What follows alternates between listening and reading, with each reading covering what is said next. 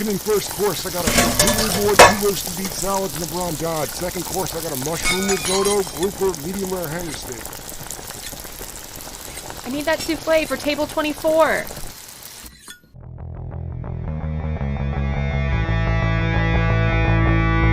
Hey, what's up, everybody? Thanks so much for stopping by, and welcome to 86 Straight Dialogue with Restaurant Leaders, where we're talking with chefs, restaurateurs, and consultants about everything related to restaurant culture.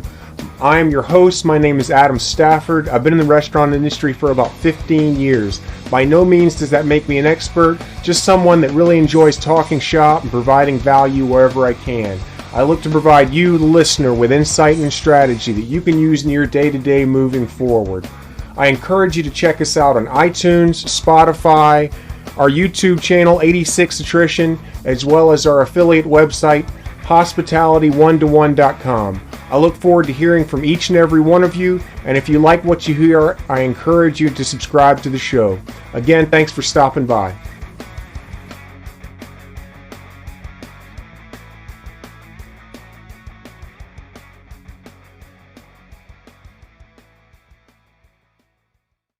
Thanks so much for joining me again this week on 86th Straight Dialogue with Restaurant Leaders. I'm talking with Chef Jeremy Umansky this week. This is kind of like the first installment of a series that I'm calling Recipes for Recovery. Specifically, I'm talking with different chefs and restaurateurs just about their path to sobriety. Sobriety is something that has become a very integral part of my life, both in and out of the kitchen. And so I'm always excited and just really appreciative of anyone that I can speak with regarding that topic. And specifically Jeremy today, I'm super excited to talk to him today for a number of reasons. Aside from being someone that kind of inspired me in my sobriety path, I've also stolen a lot of culinary ideas from him over the past couple of years too. So just really excited to talk to him today. Thank you again for coming on the show with me, Jeremy. I really appreciate it. So glad to have you here. If you wouldn't mind, just share with the listeners a little bit about yourself, and then maybe we could kind of talk about how your culinary journey and your sobriety path sort of intertwined. Yeah, I mean, thanks so much for having me. It's always great to see you, to talk to you. I think it's funny you say, stolen culinary ideas, and you can't steal something that's given freely. That's true. That's true.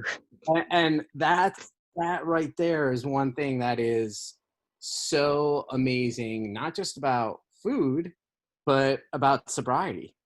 That is the underpinning, I know, of my sobriety and many people I know. Just showing other people what you have, what you've done, what you do, that sort of thing. So, yeah, man, I'm a Cleveland boy. Grew up here. Definitely have not spent my whole life here. Spread my wings for quite a bit. But, I think the most important thing is that I grew up here. My grandmother was a kosher caterer.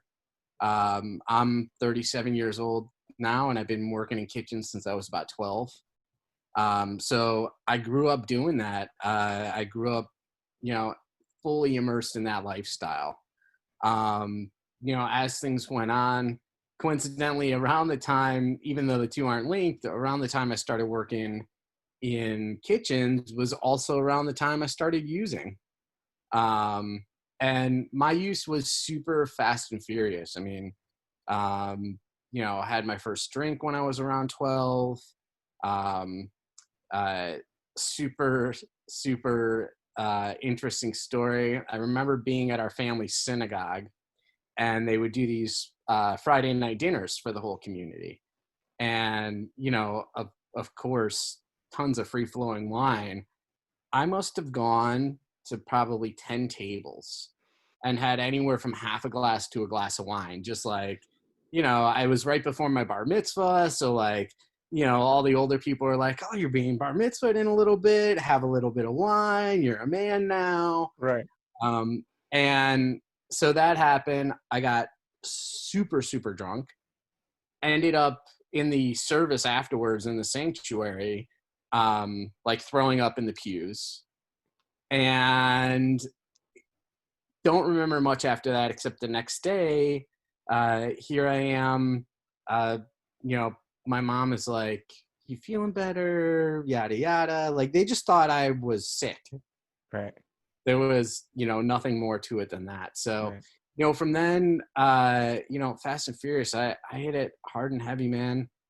Lots of heavy drug use. Everything from pot up to IV heroin use, eventually. And, you know, I was fortunate enough, I got sober at 19. Wow. And here I am, it's like 18 years, something like that. Wow. I didn't realize you've been sober for that long. Yeah, man. That's awesome. Congrats. It's Yeah. thank you. Yeah. Thank you. It's definitely definitely has not been an easy thing, Sure. you know. Yeah. It's been simple. You know, don't put a drink to your lips. Don't Right. stick a needle in your body. You know, don't smoke whatever. Like, it's really simple what you have to do. Yeah, but it's definitely not easy, especially working in a profession that is so entrenched in party and free lifestyles, Mm-hmm. and also the practical use of alcohol. Yeah. And in some circles now, as pot's become legal, like, practical use of marijuana in terms of an ingredient or hemp or that sort of thing. So Yeah. yeah. Yeah. I remember I was so I've only been sober for just shy of 3 years now. And I remember you getting sober. Yeah, totally. You were actually like one of the first people in our circle that aside from Ben, who, by the way, you know, Ben was the restaurant owner who I was working for at the time. You know, I give that guy props anytime I get the chance, as far as supporting me through that first 60, 90 days, like, just massively. He was someone I could talk really openly with. Well, and Um, Ben, just in general, he's honestly one of the greatest human beings I've ever met. Yeah, absolutely. But so yeah, you were like I think you were the second or third person that I talked really openly with it about, and it kind of came up out of nowhere. I didn't really expect it to, and I was like, oh, you know, this is You were super fresh. I was, and irritable at that. But I remember during that time, it was within the first 45 days or so, I was making a pate or something like that, and so I needed some brandy, and I just remember going to get it, and like, man, the 25 feet from the kitchen to the bar felt like about 10 miles. You know what I mean? It was kind of like that 100-pound phone thing, but instead it was a 100-pound glass. But you know, you make some calls, you talk to some people, you get it out of your mind, you tell on yourself if you have to, and then you move on, right? And that, you know what, that right there is something that's so important. Yeah. If you're in a professional setting and it dictates that you've got to work with that type of alcohol or whatever it is, telling on yourself is that was so instrumental. First off, in my early sobriety, I did leave kitchens for a little bit. Okay. Essentially, I left kitchens for about 3-4 years. During that time, I did do like various catering and that sort of thing and private events, but you know, I wasn't in the day-to-day grind. But right off the bat, I'd be like, I'm Jeremy, I'm sober. Yeah. And that wasn't to other addicts and alcoholics. That was like my coworkers. I was like, I'm an alcoholic, just so you know. And right away, you know, I hardly ever encountered anybody that would then be like, oh, why don't you take a sip of that, or give me a swig, you know, let's do some. That was most people were super respectful of that. Yeah. You know, from time to time, and still to this day, like, you know, every once in a while I hear, man, I really wonder like what it would be like to have a drink with you or that sort of thing. But then people are like, oh, I'm sorry, I didn't mean to like cross that line. Yeah. Yeah.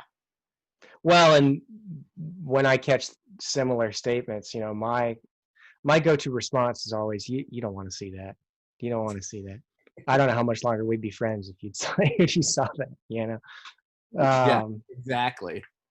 but yeah, man, like, I just those first 60 days were tough.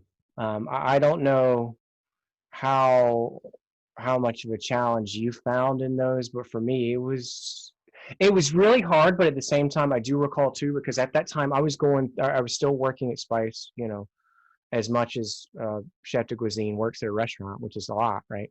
Um, and I was also doing IOP down at Lutheran Hospital, um, and trying to get to as many meetings as I could at that point. Like I was trying to do 90 and 90, and it was exhausting. But anyone that I talk to now that is the least bit interested in sobriety, um, I'm a huge advocate for just like keep yourself as busy as you possibly can during that time.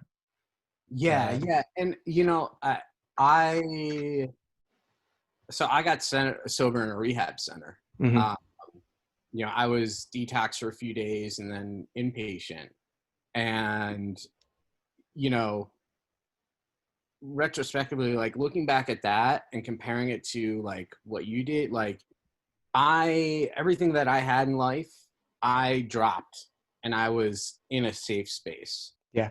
Um, and I, as a sober person, like I almost can't even fathom, you know, what you went through. Like you weren't removed from the craziness of life that often leads to the complexities that lead us to wanting to take a drink or do drugs. Like you were still in the thick of it. Like that in itself is I, I just can't comprehend it, you know? I can't either. When I look back on it. Yeah. And, so many people do it though. Yeah. And, that's, I think what's really fantastic about it, because it really shows you can't get sober unless you want it. Oh yeah. Like that's it. Yeah. And if you want it bad enough, you're going to do whatever it takes to get it done. Yeah. Not everybody has the resources, the access. I was sent to rehab for 90 days as opposed to going to jail for a year. Hmm. I was forced into it. But even that, like as a resource, not even everybody has that. So, being able to get sober and still fully immerse in everything else that you have going on, like not putting a pause on everything that was potentially leading you to drink or use, Yeah. is really, it's really something incredible. Yeah. Well, and for me, it kind of goes back to like what motivated me to get sober at the time. And I was my daughter was about 8 months old at that point. I was 35, despite what my face might say. uh, and really what it came down to at that time for me was like it was a few weeks before Christmas in 2017, and I had just gotten into yet another jackpot related to drinking. You know what I mean? One of a series that just like it had gotten to be a pretty cyclical thing. It was like every other month, every 3 months, something like that. I'd have a Well, massive. yeah, and I want to say too, like you bring up that jackpot.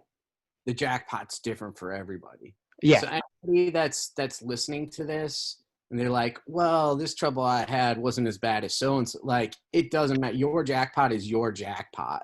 Yeah. There's no scale here. Yeah. Your bottom is your bottom. Right. It doesn't matter if you've lost like your family, your wife, like your house, your job, all that, or if maybe you just got a slap on the wrist and a citation. Like it doesn't matter what the jackpot is. Oh, absolutely. And that makes me think about something I heard a lot when I first started pursuing sobriety through AA. And that's not, I don't bring that up to say that like that's the only way that you can get sober, but that's the route that I took.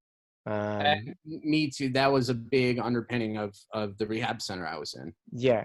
And one of the things that I heard a lot, and it took me a little while, there's so many things that you hear and it takes you a little while to make sense of them. But one of the things that I heard was, your bottom is where you you stop digging, right? Like it's just, it can be up here and it can be down there, but it's just where you stop digging. That's it. But so for mine, after getting in yet another jackpot and having this really foggy brain, but still trying to scheme for a day or two on how to get out of it. Really what it came down to for me at that point was I just had to face this fact that, like, what it came down to for me was the idea that if I continue drinking, like, one way or another, I'm going to kill myself, because at that point I'm just not any good to anybody. I'm not any good to my coworkers. I'm not any good to my family. I'm not any good to my daughter, et cetera, et cetera. And once I was able to internalize that, then staying in the thick of it and saying, like, okay, I'm just going to do what I'm told to do, and I'm not going to question anything, and I'm not going to say, why are these people that I barely know telling me to do this stuff? Why do these people care? And then, really, that's about the most concise way I can explain how that happened. And I think that's really interesting too, because you got sober at a later age than I did, and when I got sober, that mortality aspect was not going through my head at 19. Yeah. Sure. Like that just, at that young of an age, more or less, you still feel you're invincible, even with all the problems you have. Yeah. You don't have that sense of mortality. So, I mean, for me too, it was people realizing in me that I had a problem and me coming to that realization. Like, for me, it was that anytime a thought to do anything popped into my head, it was I had to do a drug or drink first. And and coming to the realization that that's not a normal thought pattern was what, led me to accept what was going on around me. And accept what people were telling me. And that combined with a little bit of foresight of, being in the rehab center, sharing a bunk with a middle-aged person addicted to crack, who would keep me up all night because they were constantly shaking and scratching. Like, seeing the reality of, like, if I keep doing this, like, that is me, was just, that's what I needed.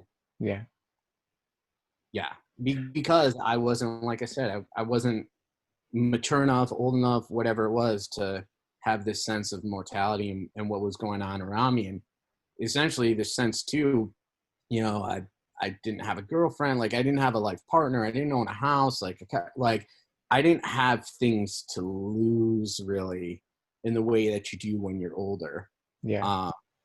So being immersed in that was so important for me. Yeah, totally. Well, and I would tend to think that it still helps you to understand, and maybe going into, like, through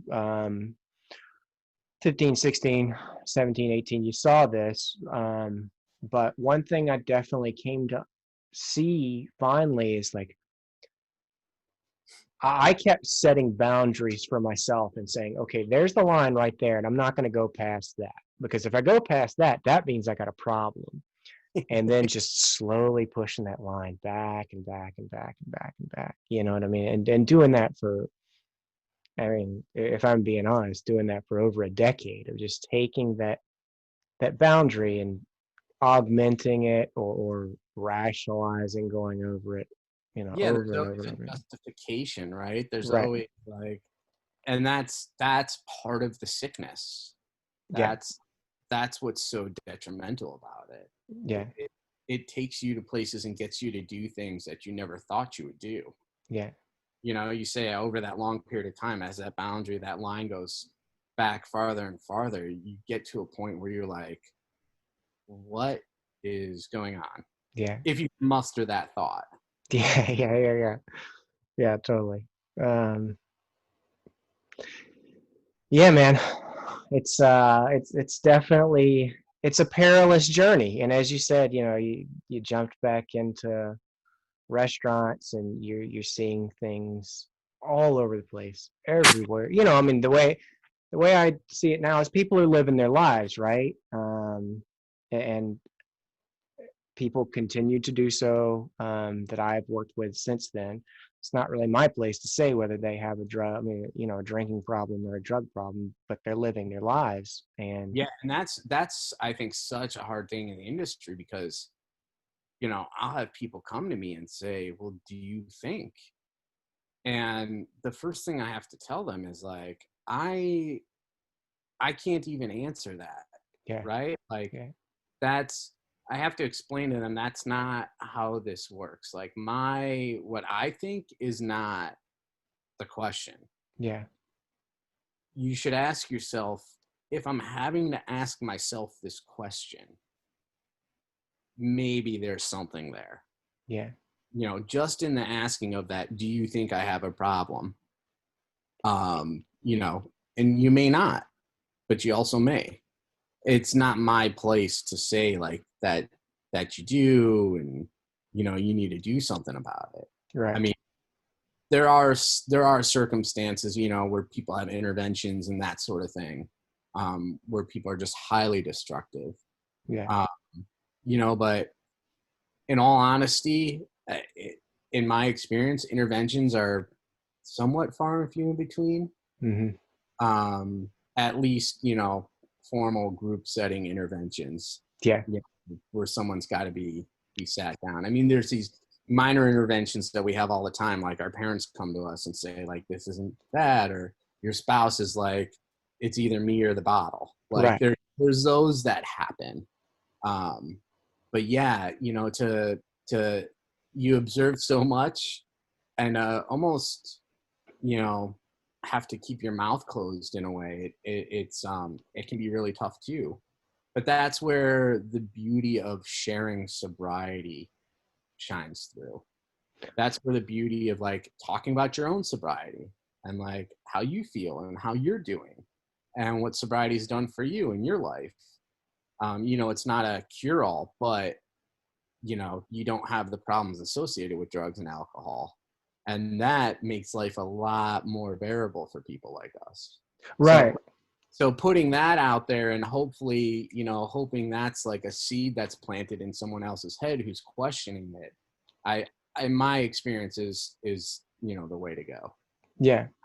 No, you know, one of the first thing, the couple of times that I've been approached with that question, the and it's funny too because I look back on like the way, or just different thoughts that bounced around in my head when I was still using and drinking and stuff, and particularly in the restaurant industry, you know, you would jokingly, but or I would jokingly or just with a tinge of seriousness say, yeah, you know, like I know I'm a functional alcoholic, you know, but I'm still doing this, I'm still doing that, I'm still getting my job done. I haven't lost a job because of it. Tra la la la. And so when you hear other people say that, it's hard not to be like, okay, you know, like I know that thought process as well. Yeah, but that's the whole thing. Like, just in itself, that term functional alcoholic, Right, right. Yeah, what is that? it's functional. Right, right. Um, You but know, one of the first things I always tell people when I've been asked that question is like, look, you know, I've still got plenty of snakes and toxic fumes floating around in my brain. They're still there, you know. They didn't leave just because I got sober. Really, at this point, I have some idea of how to just be of use to other people and not let those toxic fumes and the snakes impede that process. You know? and that's it. That's it. You know, and it's learning to deal with your own dealings. Yeah. That's what we all lack. Those of us in recovery, or those of us actively using, we use drugs and alcohol to deal with those other things. So, we still have the same problems as everybody else, using, not using, addicted, not addicted. We just know how to deal with them, or we attempt to deal with them in ways that don't involve drugs and alcohol. Right. Right. And that I think is what's so important for new people or questioning people to really grasp and understand. Yeah. Well, and that's one of the big reasons too that I will advocate in a conversation like that AA to anyone. I'm not gonna act like it's the only way to get sober, because there are certainly plenty of people who've gotten sober not through Alcoholics Anonymous. But one thing I can say with complete confidence is that AA has shown me how to how to accept life on life's terms, how to deal with life's problems without going to drugs and alcohol to cope. Yeah. And listen, AA's had a huge presence in my life. There are things about it that I don't agree with. Sure. That it's not an all or nothing thing. You often hear, take what you need and leave the rest. Right. And that's the beauty of it. That's taking and finding what's good for you. I mean, I remember, going, doing my second and third steps, and this whole concept of God. Like, I'm a very spiritual person. Mm-hmm. I'm also a very science-minded person. Mm-hmm. So, like, my concept of universality and the cosmos and spirituality very much revolves around like the tenets of physics, which is forces greater than ourselves. There's gravity holding us onto this planet. Like, there's something in that. So, early on, I had a lot of trouble with, the God talk and that sort of thing. Even I grew up in a fairly religious Jewish family, and just being able, I remember my sponsor at the time, Jeff, this old biker dude. He would come to the rehab center and pick me up and take me to meetings. And he said, I'm going to be your sponsor because I'm the exact opposite of what you are. Mm-hmm. And we're going to learn something from each other. And, he was a very Christ-minded person. Mm-hmm. And I remember him looking at me. He said, you believe what you believe, man. I'm going to believe what I believe. As long as we get to the same conclusion, it's all good. Right. Yeah. So, I think just kind of understanding that, like, what works for you is what's going to work. Yeah. Within this reason, right? Sure. Excluding doing drugs and alcohol. Sure. Yeah. Right. Don't drink today. Yeah. Yeah, totally. Yeah. Which I think too leads to this conversation about sobriety and being a dry drunk. Mm-hmm. Because if you don't practice some of these tenets that AA has put out there, or CA uses, or NA uses, you've got to retrain your thought process. You've got to rebuild your body, your mind, your spirit. So you have to do those things, or else you're always going to be craving usage. Yeah. That's just it. It's one thing to stop using. It's another thing to be sober. Yeah. Yeah, absolutely. Just trying to take a good hard look on a regular basis. That's the thing that I sort of fell into this little bit of a trap, a mental trap for the first couple of months, honestly, of like looking at character defects, but doing so, through maybe a twice weekly conversation, maybe that much, with my sponsor or something like that, and saying, okay, now that's out of the way. Now I can get back to doing my thing now. And I'm, if I think about drinking, or think about taking drugs, sniffing cocaine or something like that, I'm going to get those thoughts out of my head, and I'm going to deal with them, and then I'm going to go about living my life. And it took me longer than I like to admit to just recognize, like, that's really something you got to look at every day, right? I mean, even if it's, I'm not saying wallow in it, but just I've learned that I have to take a couple of minutes every day to look at the ways in which my character defects have negatively impacted the people around me. Thankfully, at this point, it's not as drastic as it once was, that impact. Well, and that's okay. So that's the thing. So my biggest character defect has always been I'm just oblivious to everything around me. Mm-hmm. And in many respects, it manifests as selfishness, Mm-hmm. whether it's overt selfishness or subconscious. But I'm often, I mean, as a kid, my dad used to call me Boy Wonder. Mm-hmm. And now I have a wife and a daughter, and, all the time my wife is just like, you're just in your own little world. Like, you're not, and it's not like I'm intentionally like not trying to be a good partner or a good father or that sort of thing. This is just, for whatever reason, how my brain has been programmed. Yeah. And, it's something 18 years, I'm still battling it completely all the time. But it's a bit less severe than it was when I was using. Right.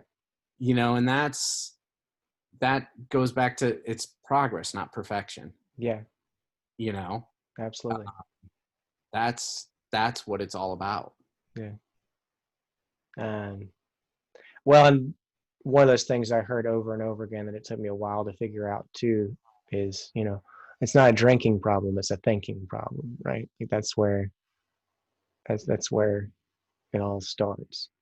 Yeah, and it's so interesting too, because in kitchens, when you're cooking a line, when you're working, you're in this weird gray area of like thinking and not thinking. Yeah.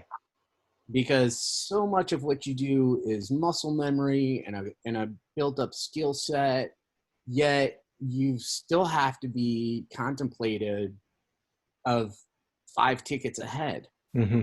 Right? Like, all right, so you're sending out a first course, you gotta like think about timing in the dining room, what it takes to eat, making sure that the protein for their entree or for 5 tickets entrees is cooked to the proper temperature. Like, you've got to be thinking, but at the same time, like, you're on autopilot for all these things. So it's really interesting that juxtaposition of like sobriety and like the actual work that we're doing.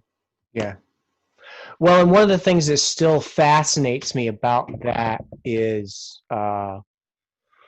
alongside of the fact that, as we talked about, drug and alcohol abuse, chemical dependency is so prevalent and, to an extent condoned throughout the restaurant industry. But what fascinates me now and what I ponder a lot is the fact that, and I think this is starting to change, slowly but surely it's starting to change, but it seems like for a long time, some of that same stuff that manifests itself from those thinking problems, the egocentrism, the bravado, the panache, you know what I mean? All that stuff is like, it was held in high regard, but nobody came out and talked about it for such a long time. Like, that's how you carried yourself if you were going to lead a kitchen, you know what I mean? And that's how you carried yourself if you were going to gain some notoriety and have people outside of your little stratosphere start looking at what you were doing, and that's such it's a fascinating thing, particularly when you start looking at it through a sober lens. Yeah, I most definitely. It's so it's almost so polar opposite, right? Like the chef and then like the AA member, Right. like they're they're very, at least how it's asked to be portrayed. And I think it's interesting that you say, the alcoholism and the drug addiction, they're like condemned in restaurants now, and like, you can find safe spaces now where you couldn't even 5 years ago. And people are encouraging, and some of the bigger restaurant groups even have programs where they'll send you to rehab. And you'll have a job when you come back, and that sort of thing. But at the same token, the actions that lead to drug addiction and alcoholism, there's many factors, but the availability of drugs and alcohol, the blasé attitudes about them being around, that sort of thing is still like not being addressed whatsoever. Right. In any shape or form. Right. And I don't know what the solution is. I do know though, it's not an all or nothing thing. Yeah. Because you can't run an industry that depends on people imbibing. Mm-hmm. You can't structure that in a way that says, well, we're going to make sure that this is a safe place across the board. Yeah. You can't. There's got to be some sort of mix that happens. Hopefully, as people start to put their heads together and address, the things that contribute to high rates of alcoholism and drug addiction in the restaurant industry, we're going to find something that works, hopefully, I'd like to say for everyone, but, in realistic terms for most everyone. Yeah. Yeah, I don't know what the solution is there either, man. And that's something that like I've found myself thinking about quite a bit. Particularly as I like really after I passed the 2-year mark, because in full transparency, for at least the first year, it was kind of like mental survival mode to an extent of just like, one day at a time and like a minute at a time. Yeah, exactly. Exactly.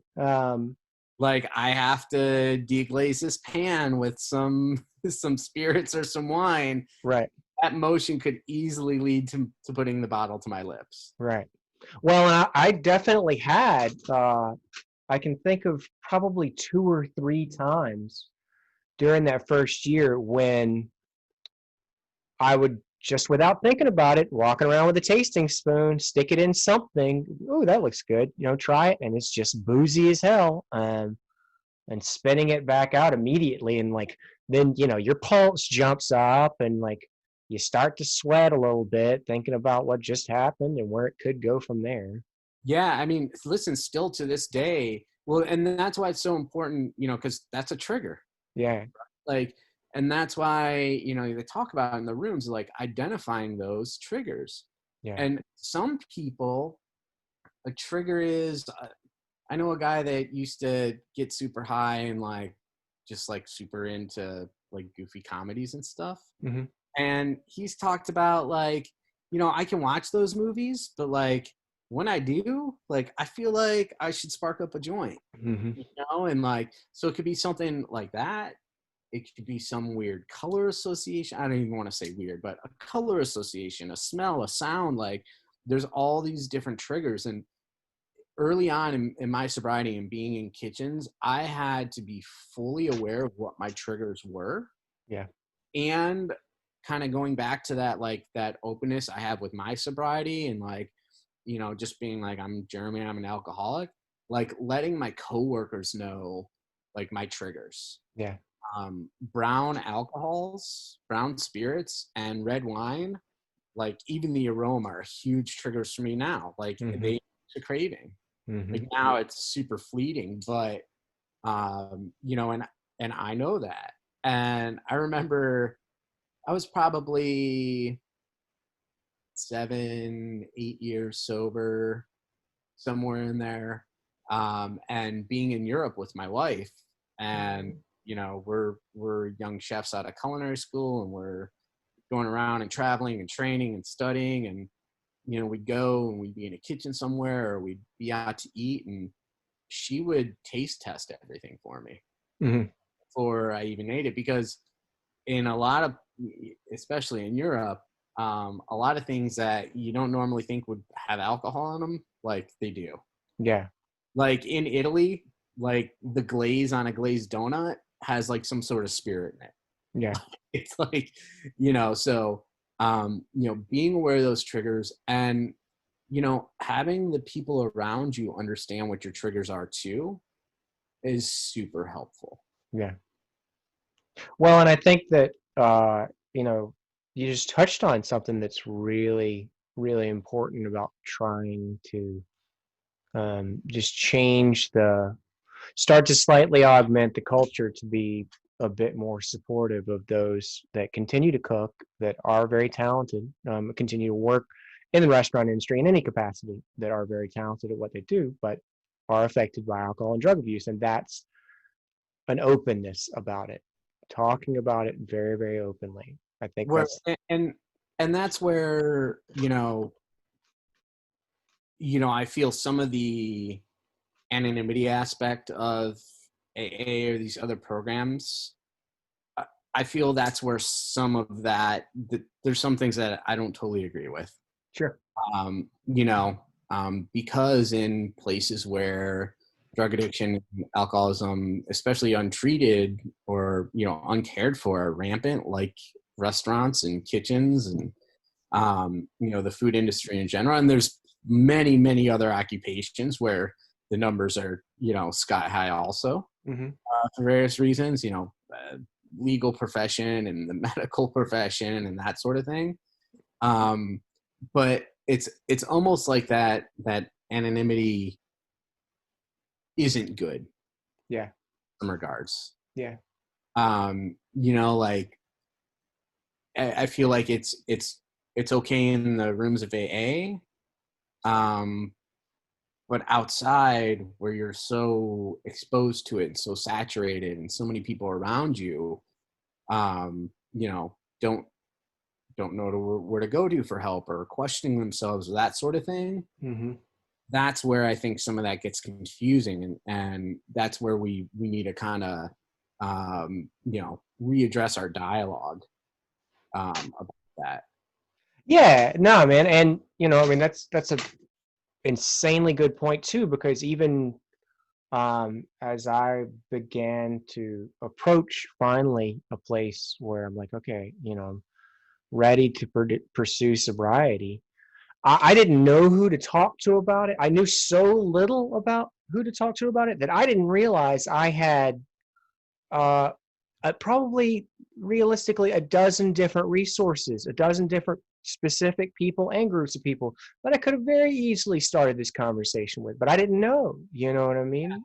And some Well, of that's on me. I'm not going to act like, sure. I mean, listen, it's the 21st century. A quick Google search for drinking problem right, or drug abuse, like right away, you'll find listings for every meeting and support group there is. right, But you know, what if in restaurants, like, we legally have things mandated that say we have to have postings about safety and health and labor laws and all these things? Like, shouldn't there be a nice big poster in the office next to that says, are you having problems with drugs or alcohol? yeah, Like, here's your local contact, or call this number, or, you know, send an email, like, and, a disclaimer, like, anything you bring up will be confidential. And, like, there's no, and even have it tied to, like, somebody not in the restaurant, yeah, so that worry about, oh man, what's my boss going to think if I'm telling them I think I have a problem? They're not going to trust me, or think I can show up for work, or hmm, like, have an outside resource listed. Like, why don't we see that in kitchens? You know, this, we're seeing this resurgence of, addressing all these assorted mental health issues, and things that awareness of different diseases that affect the mind, and issues regarding to people contemplating suicide and that sort of thing. Like, past few years, that's been a huge boiling point in restaurants, and addressing, the need to have work-life balance, and self-centeredness and time off and that sort of thing. Yet we're not really including drugs and alcohol in this conversation. Right. And I think that's what's been so frustrating for me. Yeah. And that's why in the past couple of years, I've taken an approach of being so open and transparent about mine, and writing about it in publications, and just like pushing it out there to hopefully hope that this is part of that conversation. It's a whole nother conversation in itself, but it Yeah. needs to be part of this greater conversation also. Yeah. Yeah. It almost, I had a ridiculous idea pop into my head as you were saying this. It's like a reevaluation of the brigade system. You got your Saucier, you got your Garmager, and then you got the guy you go talk to about, or you got the guy or girl you go talk to when you're feeling like you're feeling the itch. You know what I mean? So the last thing that I did that I'd love to hear your thoughts on, and this is something that hits me on the daily now, is how beneficial sobriety has been to being a parent. And that's not to say that I am some great parent because I'm sober, because I'm not, you know what I mean? Like, Right. Because you're doing what normal people do. right. Yeah, exactly. It's like, I don't deserve some gold medal despite what some dark little corner of my mind might tell me. But it has definitely made it to where I can look back on things. I can look back on some interaction that I had with my daughter yesterday and say that when you said that or did that or acted like that, that's the sickness coming out. That's the mental, that's the character defect rearing its ugly head. Yeah, and I think, like, tying that in, I think the same goes for being a spouse. Oh, absolutely. Yeah. Like a parent, spouse, like it's hand in hand, right? Yeah. It's those loved ones that we have around us more than anything else. For me, kind of going back to me getting sober so young, like, at 19, I wasn't thinking about a wife or kids or anything like that, so my comparison is to the what ifs. Mm-hmm. Like, well, what if I was using and in their life? Which I wouldn't be in their life if I was using. I mean, that's the reality of it. Yeah. So that's what I cling on to. My wife has only known me sober. Yeah. So she's heard plenty from, friends of mine and family members, and she's beyond supportive of my sobriety. My daughter, she's 5 now. She'll be 6 relatively soon, next few months here. Mm-hmm. We're just starting to have conversations, about why, and we really don't keep much alcohol in the house, but my wife enjoys like a White Claw or, a glass of wine here or there. Sure. She probably has a drink once every 2 weeks, maybe once a month. Yeah. But we'll go to my parents' house for dinner and there'll be a bottle of wine or that sort of thing. And, so my daughter has started asking questions about why I don't have, why I don't drink, why I don't have daddy juice like mommy has mommy juice. Yeah. Or a grown-up drink. And, we've told her that I go to jail or I get really sick if I drink that. Yeah. And like, the other day, like she came up, we had a socially distanced little backyard thing, and we had some friends over and they were drinking some cider, and Millie said to me, she's like, "You can't have that. I don't want you to go to jail." That's awesome. Yeah, not that I was even thinking about having it or anything, but yeah. you know, even in a 5-year-old, it's starting to click. She doesn't understand the complexities with it. Right. She just knows she doesn't want her dad to go to jail. Yeah. And if I drink that, that's one of the things that could and would happen. Yeah. No, that's funny. I actually had I was asked that question for the first time by Marin just a couple of days ago. Actually, why don't you drink wine? Yeah. You know. And it's, you know, straight up with Millie, we were just like, well, I get really sick if I do it, or I go to jail. Yeah. She knows that going to jail in our household, jail is where they take Nazis and Right. people that don't listen to the police. You know, so she doesn't want me to be, you know, in that group. Yeah. And she understands sickness, you Yeah. know, and I mean, this is a disease. Like, we can call it a sickness. Yeah. You know, and kids understand that. They grasp it. So, Right. yeah, it's interesting. I mean, I don't know about you. So when I got sober, I had one cousin, a first cousin, who was also in recovery. I think he had, when I got sober, I want to say he had 4, maybe 5 years at the most at that time. Mm-hmm. He's still sober. Yeah. Since then, since him and I have gotten sober, there's a lot we've discovered in the family. Yeah. My immediate, my extended, like, we've done some, you know, generational tracing, and all right, like, this great grandparent, they, you know, we've all kind of traced some of the associated issues of different mental illness and alcoholism and drug addiction. Like, all right, in recent family memory, it kind of starts around here, and we see how it moved through the family. Not all families have that. Some people are strictly environmental with, you know, the development of the disease and that sort of thing. But I think, and this was a huge thing, I remember being, you know, with my wife, going to visit the OBGYN, and, you know, when she was pregnant, and being like, can you screen her for, like, they're checking her for all these, you know, genetic abnormalities, and, you know, all these things that they test in utero for. And I'm like, you got to screen her for the drug addiction and the alcoholism. And Right. they're like, yes, that is genetic, but we don't. Yeah. No, We can't do that. we can't do that. You know, and to this day, my daughter is a clone of my wife. Mm-hmm. Looks exactly like my wife.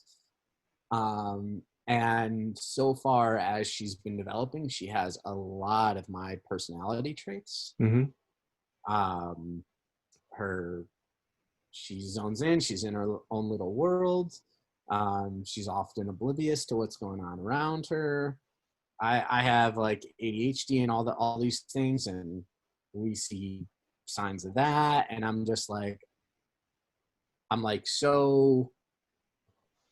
so fearful. It's almost like paralyzing in some aspects. Like, you know what? She's 5 going on 6 now. She's going to be a teenager soon. Yeah. And I know exactly what I did as a teenager. Yeah. You know? That I think is going to be my hardest battle in recovery. Yeah. Is potentially seeing that, whether I'm responsible for it or not, you know, potentially seeing that maybe manifesting in the generation that I've produced. Yeah. So, you know, I'll definitely need to up my my therapy sessions and my conscious contact and all that stuff as we enter that realm one day. Yeah. No, I can totally relate to that, man. I mean,